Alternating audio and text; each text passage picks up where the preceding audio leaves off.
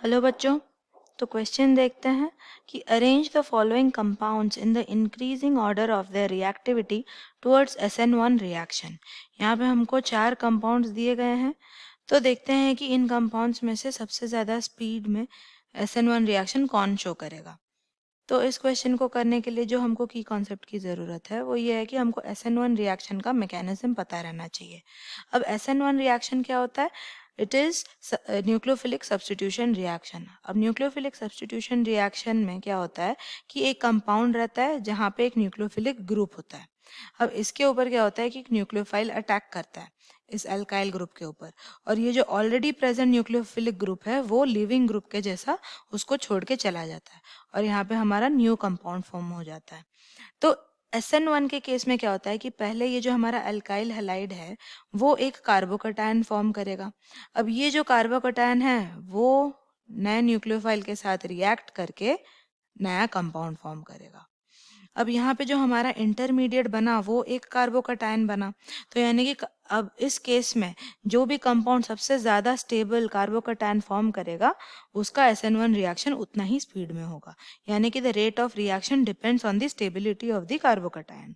अब जैसे हमको फर्स्ट कंपाउंड दिया गया है CH2 C double bond CH CH2 CH3 और यहाँ पे क्लोरीन लगा हुआ है। उसके बाद हम देखेंगे, सॉरी यहाँ पे गलत कंपाउंड बना दिया मैंने, यहाँ पे Cl नहीं है, फर्स्ट वाले कार्बन में Cl है, यहाँ पे Cl और यहाँ पे H है। फिर सेकंड कंपाउंड देखें तो सेकंड कंपाउंड में हमको दिया गया है CH3 CH Cl double bond CH CH2 CH3। Third compound में दिया गया है CH3 CH double bond CH CH2 CH2Cl। Fourth compound में दिया गया है CH3 CH double bond CH CHCl, यहाँ पे CH3। तो इनका जो कार्बोकैटायन फॉर्म होगा वो कैसे फॉर्म होगा? क्लोरीन रिमूव होगा और उसी कार्बन में हमारा कार्बोकैटायन फॉर्मेशन हो जाएगा। तो यहाँ पे हमारा कार्बोकैटायन बनेगा यहाँ, सेकेंड वाले केस में कार्बोकैटायन बनेगा यहाँ, थर्ड वाले केस में जो हमारा कार्बोकैटायन है वो बनेगा यहाँ, sorry, in the last carbon, not here, in the last carbon यानी कि यहाँ, और फोर्थ केस में हमारा जो कार्बोकैटायन बनेगा वो यहाँ बनेगा। यहाँ पे हमारा एक हाइड्रोजन कम है। तो अभी इन सारे कार्बोकैटायन को अगर हम कंपेयर करें, पहले नंबरिंग कर देते हैं 1 2 3 और 4। अब इनको कंपेयर करेंगे तो पहली बात तो हमको याद रहना चाहिए कि एक कार्बोकैटायन का stability follows this order. Tertiary carbocation is stable then secondary carbocation is more stable then primary carbocation.